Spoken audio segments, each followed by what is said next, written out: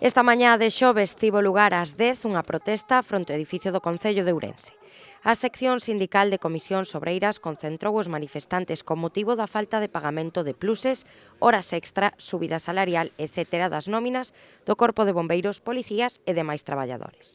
Seguimos sin procedimientos, seguimos sin personal, seguimos sin cumplirse las sentencias, seguimos básicamente igual, es decir, en precario totalmente, y ahora se une que además de todo esto, pues ya los insultos que vienen de parte de la alcaldía, que somos unos vagos, pues nosotros no somos unos vagos, tenemos el trabajo todo el día.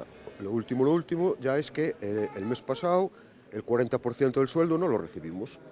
No sabemos bien por qué, porque nos cuentan unas películas que no las entendemos, que si hubo una denuncia de un sindicato, que si faltaba una firma, que si el programa informático no iba bien, pero nosotros lo único que sabemos es que nuestras familias comen todos los días e el 40% del sueldo non lo cobramos. Segundo o sindicato, tras reunirse coa administración esta mesma mañá, a culpa é do alcalde e o seu equipo por non ter negociado.